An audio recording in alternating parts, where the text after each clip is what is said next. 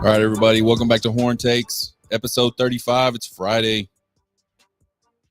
I love me a good Friday. Spring is sprung, folks. We got Texas spring sports in full effect. We got baseball, we got basketball trying to make a good run in the Big 12 tournament and hopefully in the NCAA tournament. We got spring football finally on the 40 acres. So let's get into it. Let's talk about all this stuff. Texas baseball, obviously a big struggle so far this year.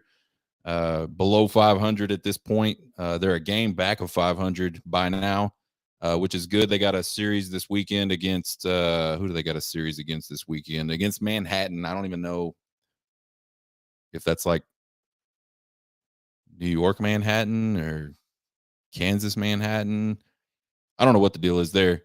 Regardless, Texas coming off since the last time we had a show, they dropped 2 of 3 to Cal State Fullerton. Just not really good. The rubber match was especially rough. They trailed most of the game on Sunday. We're able to get finally able to sort of crack through against Cal State Fullerton's not really good bullpen. They finally got to him, got the lead, and then couldn't hold on to it. And actually, just a couple of really, if you're a Texas fan, they're unfortunate types of hits. If you're a Cal State Fullerton fan, they're the kind of hits you love, right? Little bloopy, just absolutely in no man's land. A couple of them actually that help tie that game and then help put that game away for Cal State Fullerton in Game 3 on Sunday. This baseball team, still struggling. I think Pierce is trying to find the right mix in the lineup. He's trying to find the right mix defensively. I still think in a lot of ways he's trying to find out who can pitch on this team. They've obviously been inconsistent, and that's what you would expect from a team that doesn't have a ton of experience at the collegiate level. But he's got a little bit longer to try to figure that out. Going back to the team struggling to score, Cal State Fullerton's bullpen has just been atrocious this year. I forgot what the number was on ERA, but they were talking about it during the broadcast on Sunday about it just being really, really bad. And Texas only managed 3 runs against them, and those 3 runs came off of 2 home runs. So the problem, I think, offensively for Texas this year, they're not really manufacturing runs. They're relying on the long ball, which if you're 2022 Texas Longhorns, that's good because you got a lot of guys that can hit the long ball. This team is still trying to find its offensive rhythm. So Pierce is going to have to work on some things over these next few games before Big 12 play. We're a couple weeks out from Big 12 play. I think 3 weekends to be exact. They'll be playing Texas Tech down in Austin. This team doesn't have dominant pitching, but they have pretty good pitching. I mean, it's pretty decent. Lucas Gordon has been really good, and LeBaron Johnson Jr. has been really good. We talked about him multiple times. He's had a lot of really good outings. He's a little less consistent than Lucas Gordon, I think. But when LeBaron Johnson is grooving that fastball and getting ahead of hitters, his off-speed stuff is really tough on hitters, and it's showed up so far this year. I don't know if he got the decision Tuesday night in a game. I think he probably did get the decision Tuesday. He pitched really well. Did give up a 3-run shot, but there were some defensive errors behind him that kind of kept the inning going. So I really like what I'm seeing out of LBJ and out of Lucas Gordon. The other 2 starters and by the way, LBJ is at least to this point been the Tuesday starter. I think Pierce needs to give him a look on the weekends, but we'll see how that plays out. The other 2 starters on the weekend have kind of been hit or miss. Against Cal State Fullerton on Sunday, Staley really started out really rocky, kind of got him in a little bit of a hole. He did settle down and pitched really nicely after that, but we really just don't have those 3 arms right now today that can that you can really lean on. And with the offense struggling to score runs, it really puts a lot more pressure on that pitching staff. And so, the season's not over. There's still time to go. I still think this is probably a 500 type team. They're 6-7 right now, and all the games have been really close, except for the one game against Vandy in the opening weekend. College baseball classic, whatever they call it. Vandy got them 12-2, but other than that, the games they've lost have been by 1 run, 2 runs, maybe 3 runs, but nothing. They're not getting blown out, which is good. They're close. I think we talked about just missing 2/3 of that lineup, and there's been a few guys kind of step up. Just some notables so far. And again, we're 13 games into the season. It's certainly not time to proclaim that this player is going to be great or this player is going to be bad or whatever. But one that's kind of come on here lately and is getting a lot of playing times, kind of worked himself into the lineup, is Peyton Powell. He's hitting the ball really well. He's kind of stepped into third base.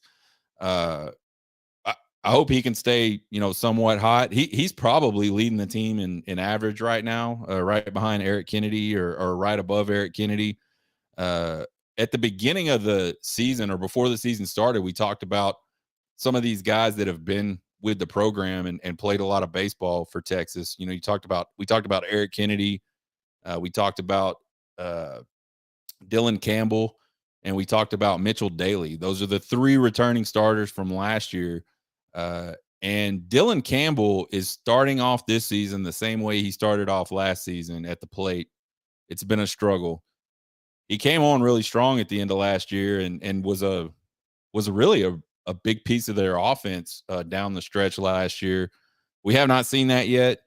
Mitchell Daly has really struggled at the plate, going on now over a season.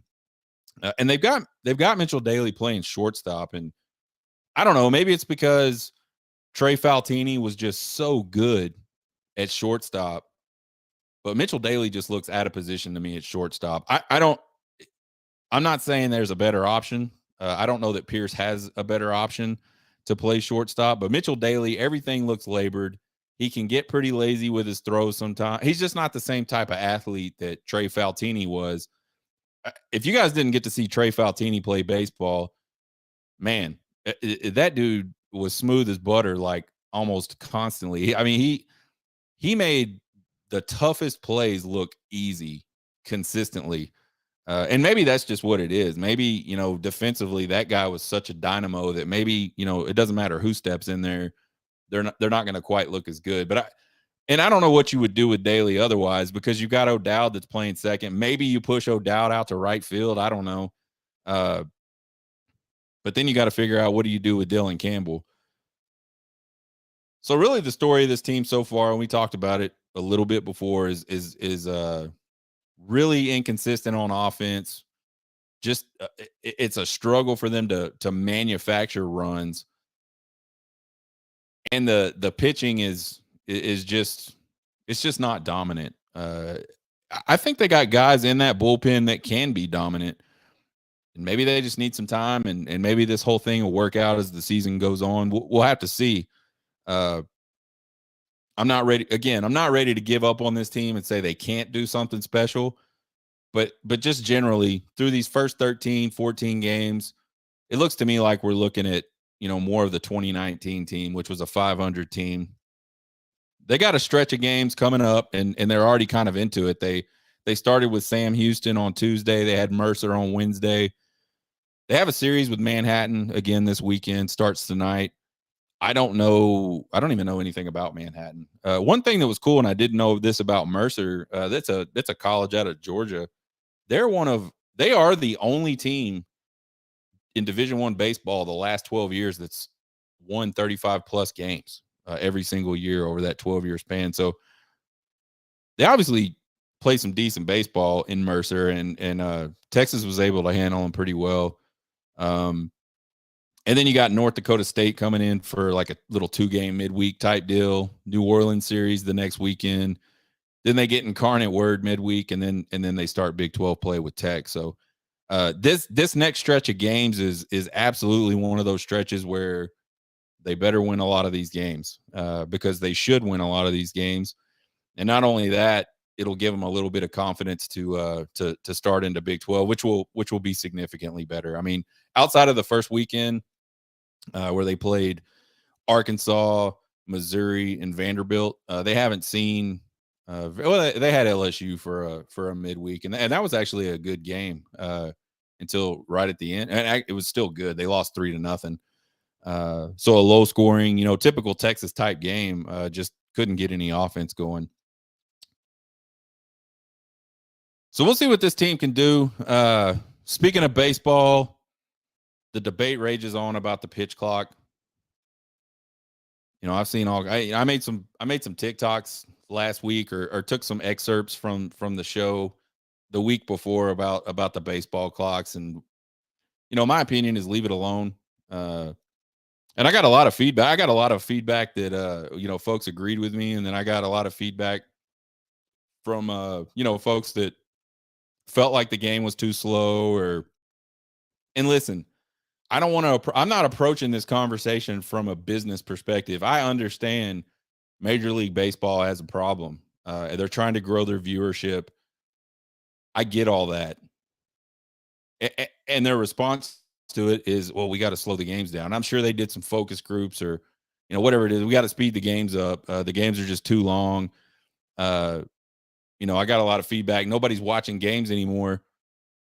I think a lot of the reason why people aren't watching games anymore is because of at least a little bit of is the fact that it costs so much to go to a live game. And now I realize you can turn the TV on and watch games. But I think the whole baseball is losing viewership and can't gain new viewership is a lot more nuanced than how fast or slow the game is.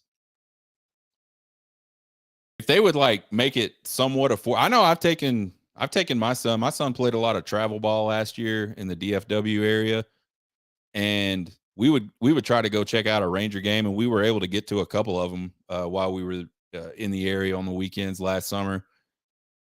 Just for me and my son, and we're not talking. I didn't buy any behind the plate seats. I'm forking out $150 just to get us in the place. And then by the time you spend some money on snacks and stuff like that, I mean, you're looking at $300-400 at the ballpark. We weren't even sitting in premium seating. So the cost of going to and that's just me and my son, we're not talking like a family of four or anything like that. So the cost of going to these games is crazy. And and a lot of people like to go to the games. And if people go to a game and spend a lot of money and have a bad experience, that turns them off. And I'm not just talking about, the game was too. I don't think there's people that that go to games and go, man, that was just too long of a game. I never want to go see that again.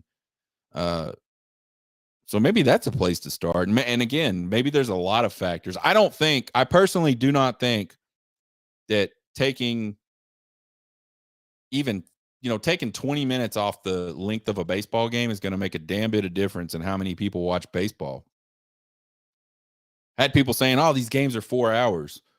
I shouldn't have to, I work, man. I can't start a game at 7:00 and go to bed at 11:00. Well, first of all, games are not 4 hours. I don't know what the average is for MLB games. I don't watch a ton of MLB games. I watch a lot of college baseball. The games are not 4 hours. Typically. I'm not saying there hasn't been 4 hours, but the traditional typical 9-inning game is 3 hours. So let's stop being let's stop making up stuff to try to support our argument. The games are not 4 hours.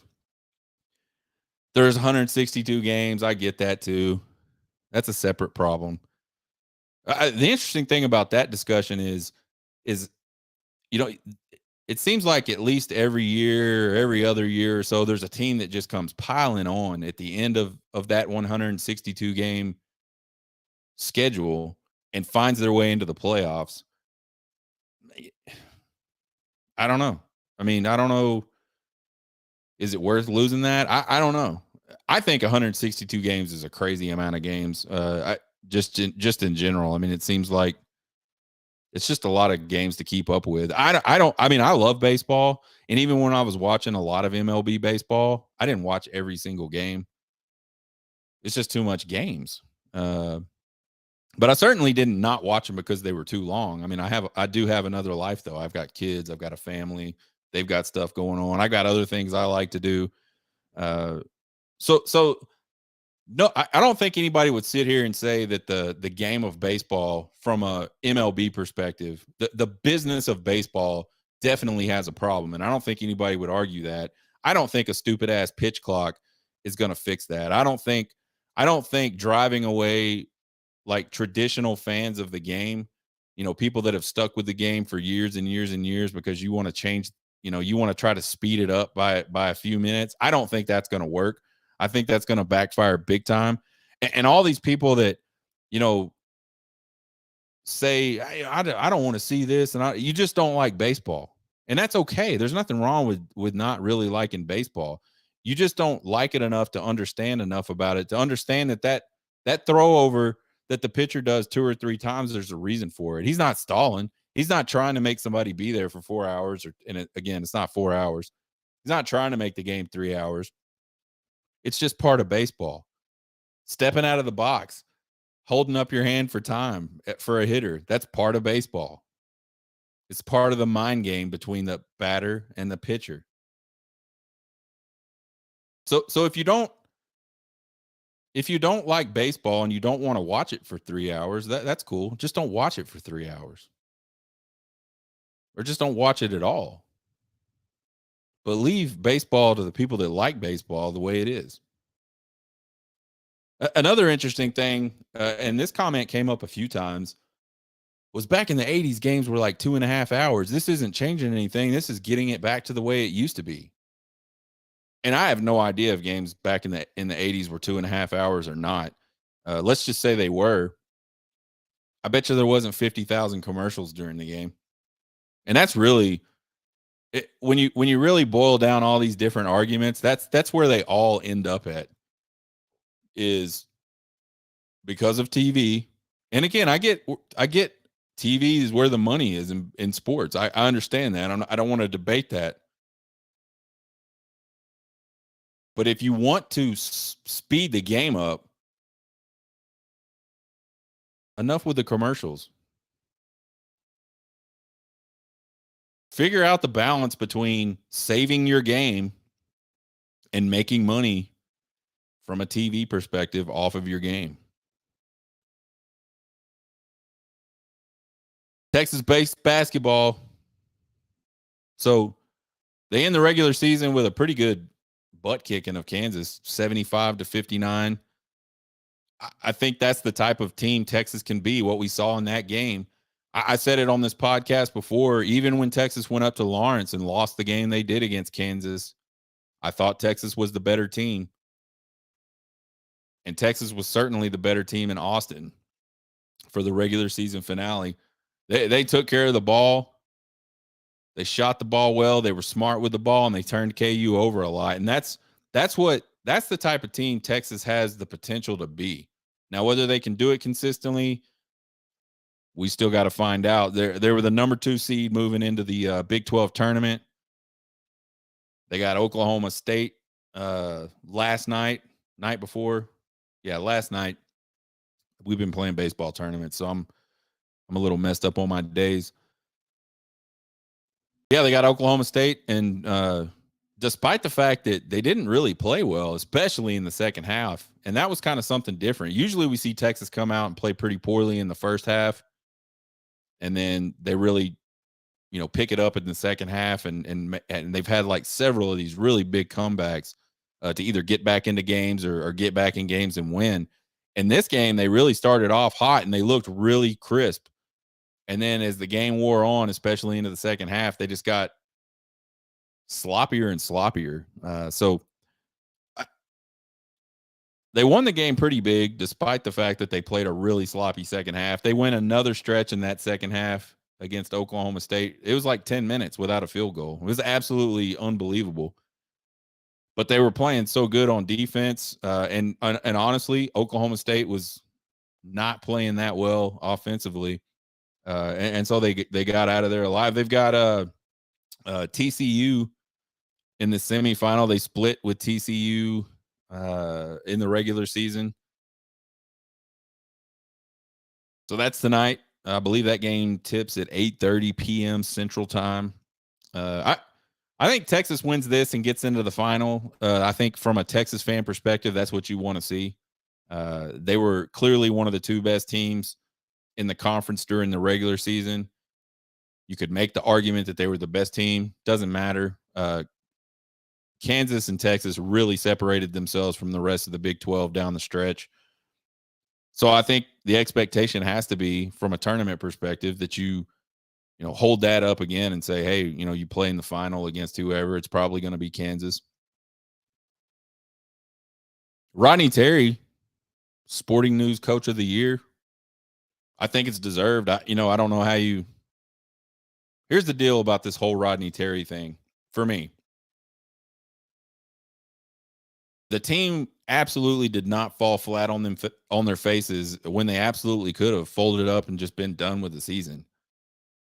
Something is responsible for that, or a combination of some things are responsible for that. And so the question for me, and this is, when you start talking about who should be the coach next year and should Texas give this guy a contract and what should that contract look like? For me, the question and the concern is how much of that was really Rodney Terry, or how much of it was the fact that this is probably one of the most experienced college basketball teams we've seen in, let's say, the last 5 years, just in terms of how much basketball these guys have played. I mean, this is it's almost like a dream team type thing for college basketball. What Chris Beard was able to bring in, and I know Rodney Terry had a lot to do with that. He's a good recruiter. At least the word is he's a good recruiter. I have to trust that. I have no idea myself. So he was responsible for, at least in some part, bringing in the players they have today, whether they were transfers or recruits. But what happens when that team is gone? I mean, Texas is going to wake up in, let's say,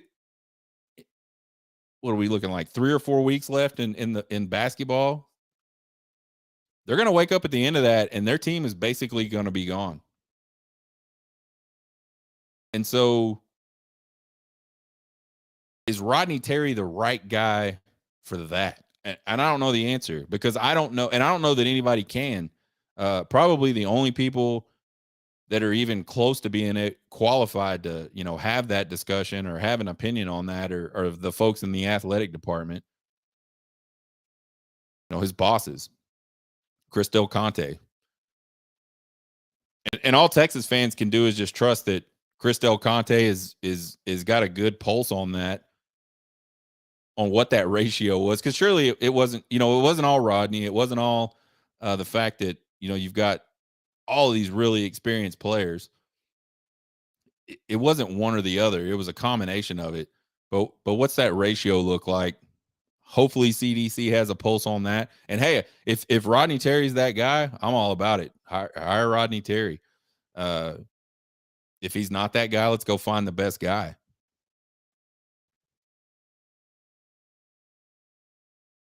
Can't talk Texas basketball without talking this Chris Beard news. I don't know. I've been at a baseball tournament basically the last 2 days. I have no idea what's gone on with this, but earlier in the week, there was actually over the weekend, there was a lot of, scuttlebutt, a lot of rumor about Chris Beard and Ole Miss kind of having some conversations about Chris Beard becoming the next head coach at Ole Miss. And as the week kind of went on, it started to become, and I don't know who reported it, but it was basically like, this is almost a done deal. Chris Beard's going to be the Ole Miss head coach. And I don't know what to think about that. I said when he got fired, when he ultimately got fired, Texas let him go. I think I did a podcast and talked a lot about it, just to kind of wrap up the whole, all my thoughts on the whole situation that got him in trouble in the first place, and what it might look like for him going forward as a coach. I felt like there was no way any major school was going to touch Chris Beard for at least 2 or 3 years. So to have Ole Miss come out and go right after this guy, I don't know what to think about it. I think the only thing you can realistically think about it is Ole Miss is so bad at basketball and they want to be able to compete so much at basketball that they're willing to kind of hire a guy that still has this cloud over him. And if you've listened to any of my other commentary about Chris Beard, you should have heard I'm a huge, let's not jump to conclusions before we have a lot of facts. I'm all about that because I think, generally what happens in these kind of high profile incidents is you get like a few blurbs, which people call reporting, and really they're not anything. They're just like a very simple fact, like Chris Beard was arrested for this, right? Which it was a fact. He was arrested. He was held overnight in jail, but that doesn't mean he did anything, right? But as a society today, we see that headline and we go, "Oh shit, like this dude's beating his wife or beating his fiance." And that sort of becomes the narrative. Like people get high profile people kind of get convicted in the court of public opinion all the time very quickly. And so I don't none of us know. The only two people there's like three people in the world that know really what happened. That's Chris Beard, his fiance or ex-fiance or whatever she is today, and I have no idea what that looks like today, and God, if you believe in that sort of stuff. So that's it. Everything else is just conjecture. All the charges got dropped, but there is sort of like this hue around Chris Beard, and I thought it would take more than a few weeks for that hue to kind of wear off, uh, and for big time schools to really start looking at him. So I I don't care who it is. It's not none of this is directed at Ole Miss necessarily. I think they're just in a spot where they're like, man, whatever, we got to win. Like we want to win, so this is a good way to win. Not sure not sure how that one will end up or you know what the outcome will be if Chris Beard ends up at Ole Miss. There's been like this narrative. There was a huge narrative amongst Texas fans that Texas had to fire Chris Beard. And listen, I think, and I said it all the way from the very beginning of this thing.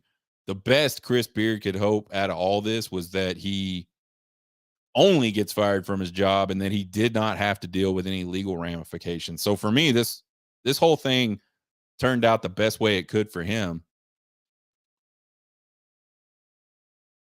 But there's a lot of guys that say Texas had to fire him because how can you go recruit? How can you go sit in a player's living room and whose parents are going to trust this guy with all this stuff sort of surrounding him? And I think there's some merit to that. And if he gets hired by Ole Miss, we're going to get a chance to see how that holds up really quickly. Because if you feel like that's the truth, and let's say that is the truth, Ole Miss should have problems getting transfers, despite the fact that Chris Beard has been really, really good with the transfer portal. Ole Miss should have problems keeping players that are there already because the narrative says parents can't trust this guy. Players can't trust this guy. We can't, as parents, we can't trust this guy to sort of be the person that mentors our son for the next 2 or 3 years or whatever the case may be. So I'm a curious person by nature. I kind of hope that Ole Miss does hire him. I want to see how this experiment ends.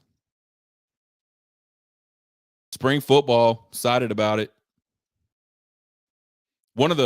I'm always excited about spring football. To me, there's like it like goes in phases. You're obviously excited when the season starts, and then as the season is sort of winding down for everybody, there's that first wave of recruiting, which is a big exciting time for me.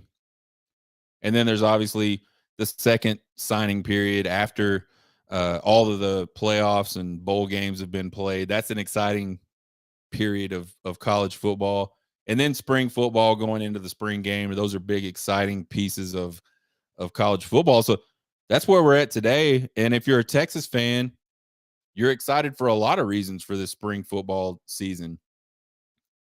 The team improved last year. And it could have been better. It probably could have been worse too, but the team was better. They were 8-5. They did some things this year that the team last year wouldn't have done in terms of holding on to leads and finding ways to win some games late. The team last year probably would have folded up, and we would have never seen that. This 2022 Texas football team like beat the ever living piss out of Oklahoma. We always love seeing that. So there's a lot of brights. I mean, they hung with number one at the time, Alabama at home. Really made that a game. Played a tight game with TCU, who went on and played in the college football playoff national championship. So again, there's some things you look back on 2022 for this Texas team and go, man, that it was exciting. We did better, and now you see these two back-to-back recruiting classes that Sarkisian's been able to land. Get in the number one player in the country in Arch Manning, number one quarterback, and I know some services have him number one. Some services have other people number one. I'm not whatever. The headlines being all Arch Manning, he's the number one guy. Texas lands him. We're excited to see that, but it's starting to feel around Austin like, maybe this coming up 2023 football season has the potential to be, a pretty good season. Texas has been young, and now some of those young guys have finally got some experience. Texas has had some sort of issues with the roster and this goes back to like the Herman era where, everybody always talks about Texas and their recruiting classes, and they just never do, they do the least with the most. And I think some of that's fair. But if you go back and look at those recruiting classes and you look at the team that Steve Sarkisian inherited from Tom Herman, it was a mess. It had a lot of talented players on it, but it wasn't talented in the right spots. And it didn't have a lot of depth in some of the right spots where you have to have depth and you've got to have talent to be successful in college football. We talk about it all the time, and I'll talk about it all the time because some people just don't get it. Offensive line, defensive line. If you have a dominant offensive line and you have a dominant defensive line, you can go in there and win games against teams that are way more talented at the skill positions than you are, because that's where you win football games. Offensive line, you win them in the trenches. So if your offensive line's kicking ass and your defensive line's kicking ass, you're going to win a lot of football games. And that's something that, for whatever reason, Tom Herman just did not subscribe to, did not understand, did not care about. But Steve Sarkisian knows, because of his time in the SEC, that that's how you win football games. And he said it immediately when he got to Texas. This is a problem. And he immediately addressed it in recruiting. And now we're two classes into that. And this O-line, last year, they couldn't even play a real spring game because they did not even have two deep offensive linemen. The offensive line today is three deep. It is very young, and it is very big. 13 of the 17 guys on the roster today are freshmen and sophomores. There's 3 juniors, 1 senior coming back next year. And listen to some of these heights and weights, and these are all true freshmen. 6'7", 365, 6'6", 358, 6'6", 367. There are some absolute huge bodies at the University of Texas right now. And the guys above, those are just true freshmen, and all the guys are big. There's not a guy that has a chance of playing at the University of Texas right now that's below 300 pounds. I didn't sit down and do the math to add up all the height and weight averages, but it's a much bigger, much more fit. It looks like an Alabama team. It looks like a Georgia team. It looks like an LSU team. And that's a start. You got to look like something before you can be something, right? So for me, I'm super excited about that. I thought the offensive line last year was really night and day from the year before. And I think we're going to see sort of that same continuance. So we're going to continue to see that offensive line just get better and better. And The other thing too, the defensive line was the same. As much as the offensive line improved, the defensive line improved much more last year from the year before. It was a problem. Like, we were getting run over in 2021, and that stopped pretty well in 2022. It was just much better. Now, I still think the interior, I think, is still going to be very good for Texas next year. They've got to find some edge guys, and that's been a problem. That's been a problem at Texas for a long time. Really, the last sort of game-changing type edge guy that Texas has had was Joseph Asai. And since then, it's been mediocre. They just don't they can't create any pressure. But again, you look at the recruiting classes, they've gone and found a lot of guys that have that type of ability. Obviously, you got to develop it, and that's where I feel like we're in the process today. And that's how you build the type of team that can go into the SEC and compete. And that's how Nick Saban built teams, and that's how Kirby Smart built his teams at Georgia. It's not going to show up immediately. It's going to take some time. But what you do is you get that type of talent in there. You develop what you get initially, and then you just start stacking guys in behind there. They're the same types of bodies, the same types of ability, the same types of athletes. And then while these other guys are putting on the show because you've developed them, you're developing those guys behind them. It's not just about this year's recruiting class. It's not even just about the last two recruiting classes. It's about developing what you get with those recruiting classes and then stacking guys in behind it and developing them the same way. So these quick rebuilds, and they're not rebuilds. They're like a flash in the pan. These teams that, like TCU, for example, weren't real good the year before. They end up in the national championship game. That's not a rebuild. And now I'm not saying Sonny Dykes can't figure out a way to, have a successful season this year. That's not what I'm trying to say. But what I think you're going to see is, and what I think we're going to find out is that TCU team was super experienced. And they had a lot of guys that have been paying their dues, and it just worked out for them this year.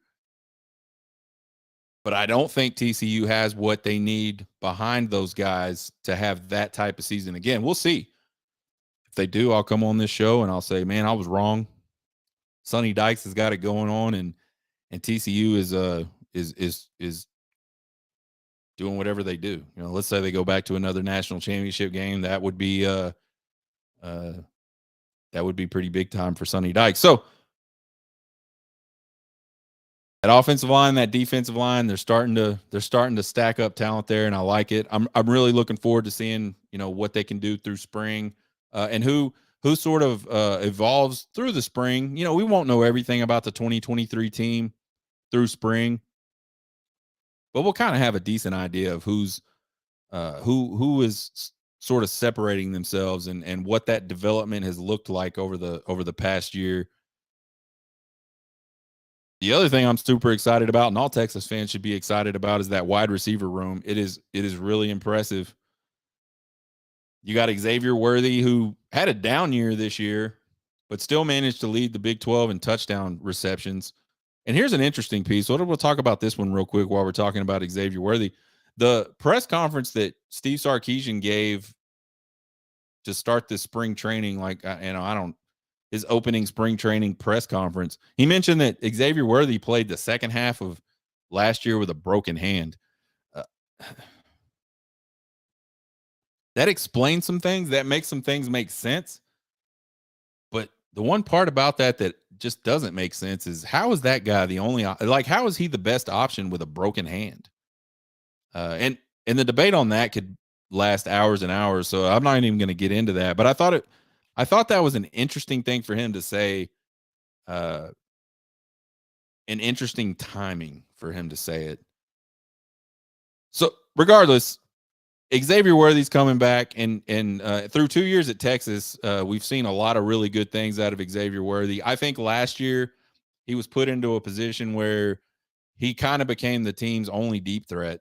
And I don't think that's necessarily Xavier Worthy's game. I think Xavier Worthy's game is very first play against OU 2 years ago, you catch the little screen and you take it to the house. I feel like that's more of what Xavier Worthy's built for. This next guy, Isaiah Nair, he's the type of guy that you want to stretch the field with. Tall, long, fast, great ability to go up and fight for the ball. Obviously, he got hurt, tore his ACL in fall camp last year. I think that was a big blow to Texas's, chances of being the type of offense that Sarkisian really wants to be. For those of you that don't know, which is probably zero of you that are listening to this, Steve Sarkisian, he wants to run the ball and get the ball over the top down the field. His deep. I mean, if you watch Texas play at all this year, you saw us throw the ball deep, like almost just like an unreasonable amount of times. Like there was games where we're like, Jesus Christ, like it would be 3rd and 2, and we're like blasting the ball 40 yards down the field. And that's just what he wants to do. And you saw his offenses at Alabama. It worked really well for a lot of reasons. But one of the reasons was they had guys that was their game. And I think Isaiah Nair is that type of guy. A.D. Mitchell, the transfer from Georgia, is that type of guy. Big, tall, fast, can make plays on the ball. So you got those two guys. And then you got newcomers, freshman Jonte Cook and DeAndre Moore, which were very highly touted out of high school. Those are some guys that can come in and make an impact really quickly. Jordan Whittington coming back for his senior year. I love Jordan Whittington. The problem with Jordan Whittington has just been he's been hurt almost his entire career, and then he finally isn't hurt last year. And you don't have a lot to compliment him because Xavier Worthy was struggling, and maybe it was because he had a broken hand. I don't want to get into that debate. And then you got Sanders at tight end, who's a big time threat. So there's a lot of weapons in that sort of passing game. Well, Sanders isn't a wide receiver, but let's say that passing game room, that passing game group is very impressive. So that's something to be excited about. Here's something maybe not so exciting or something that I am not so excited about is the media has literally already started a quarterback controversy at the University of Texas between Arch Manning and Quinn Ewers. Quinn Ewers obviously highly touted. Arch Manning obviously highly touted. Quinn Ewers didn't have a great year last year, but he showed some really good potential, right? There were times during the season last year where Quinn Ewers was on, and you were like, and I won't say anything about you guys because I don't know what you were thinking. I know what I was thinking was, damn, this guy can throw the ball. He made some throws against Oklahoma, for example, and Alabama early on in that game before he got hurt. There were dimes. I mean, really nice throws. And so he has that type of ability. It just didn't always come through last year. Part of that was probably, let's assume this Xavier Worthy broken hand thing is the truth. He was kind of playing with, he wasn't playing with the stacked deck like maybe some other guys were playing with. So it'll be interesting to see how the spring kind of works itself out as far as that goes. But so Sark makes the comment about, yeah, we're not going to hold, we're not going to hold Arch Manning back. I want to see where this thing can go. And it was a response to a question about him redshirting or not redshirting. And I don't, and obviously the media took that and absolutely ran with it. I mean, I saw articles that, quarterback controversy at Texas already. I'm like, dude, come on. Who knows? I don't care. And this has always been my stance on these QB things.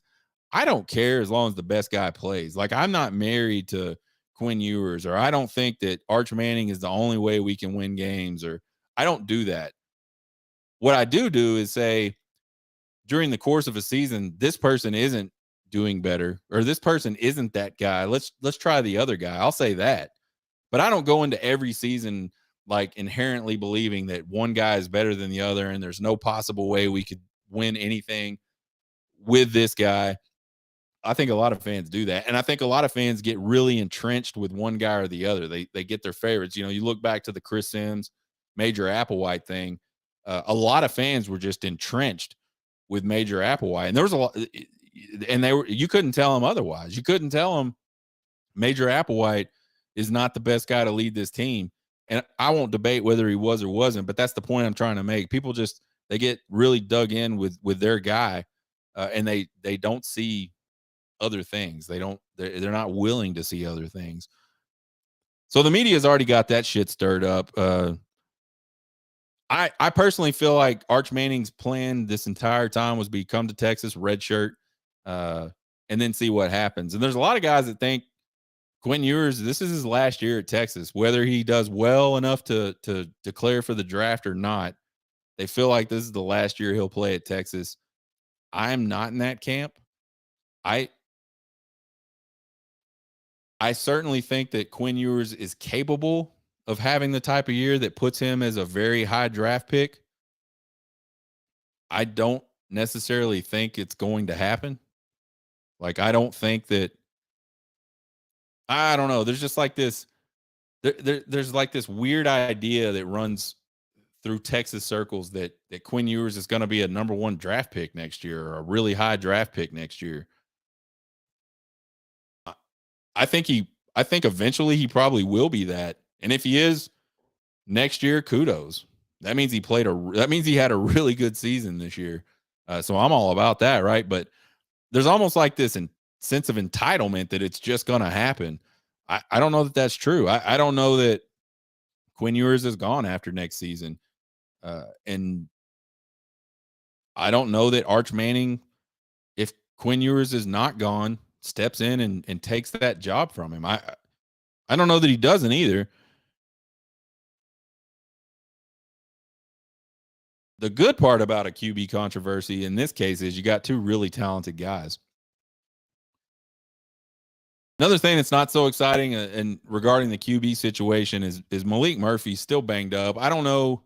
This guy came out of high school like he had a bad ankle injury in a state championship game his senior year or junior year, whatever it was.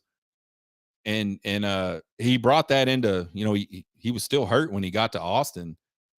He didn't get a lot of practice time last year because of that injury or a combination of injuries related, and now he's still kind of hurt and he's limited in practice.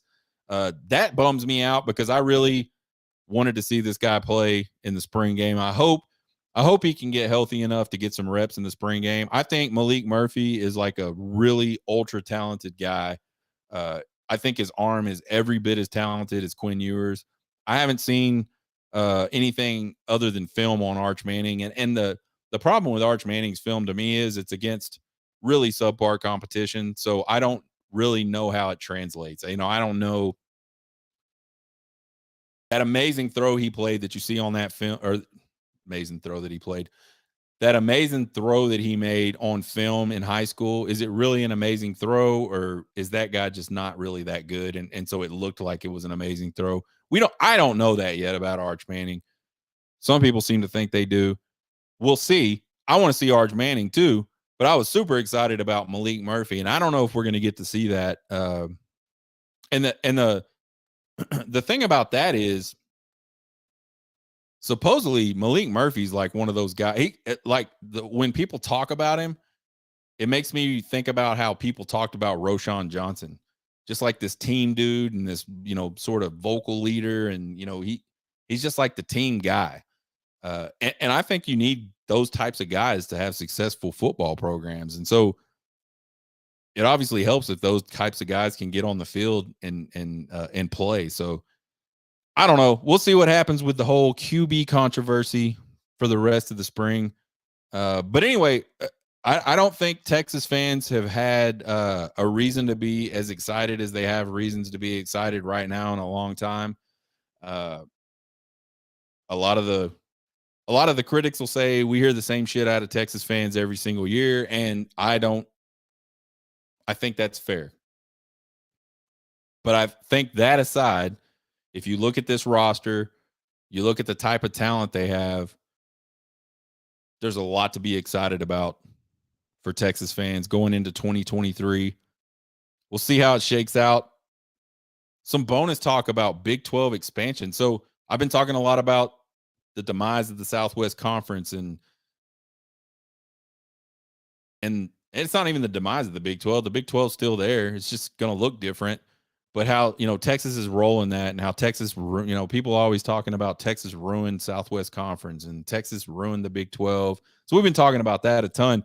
Interestingly enough, a lot of talk about the Big 12 expanding. So the SEC's expanded. The Big 10 went in and got UCLA and USC to jump from the Pac to the Big 10. What's kind of interesting about all of this is back in, the late 2010s, like 2009, 2010, it was the Pac that was looking to expand, which kind of started a lot of the conversations that kind of led to the Big 12 breaking up. They grabbed Colorado. They didn't talk to Nebraska at all, but Nebraska was like, I can see this Big 12 thing not working out now because CU's leaving. It's going to be a domino effect. We're going to go ahead and leave. And now the Pac finds themselves in the position the Big 12 was in before, which is all these other conferences are trying to poach. What's going to happen to the Pac 12? When all this conversation started coming out, you really had 4 teams they were talking about, and they mentioned them as like the cornerstone teams or something of the Pac-12. I don't know exactly what that means, but it was really Colorado, Arizona State, and Utah were the 4 teams that supposedly the Big 12 was either talking to or they were in some sort of conversations with regarding expansion. And then it came out a little bit later that right now it's really Colorado and Arizona that are the 2 serious candidates. And I don't know, Pete Thamel said something about odds on to move to the Pac-12. I don't know exactly what that means. I mean, I know what the term means, but there wasn't a lot of supporting information. Just this is what I feel like is going to happen. But it's interesting that, Colorado was the team that originally left the Big 12, and then they kind of found themselves a few years later in another conference that there's some volatility in, and now they're possibly coming back to the Big 12. The big question, let's say Arizona State, Utah, let's say all 4 of those teams end up coming to the Big 12. Where does that leave Oregon, Washington State, Oregon State, Washington, Stanford? What happens to those schools? Do they stay together and form like a mini conference? Do they bring in like a Fresno State? That's going to be, I even heard a rumor that the Big 10 was actually reaching out to some of those schools, trying to do some more expansion of their own.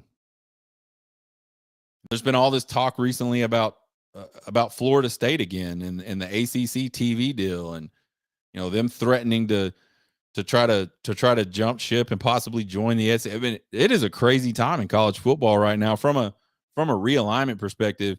And as I was thinking about all this stuff, I started wondering and thinking like what the future might look like is really you just have 2 big ass conferences. Like you look at the NFL, you've got the AFC and the NFC.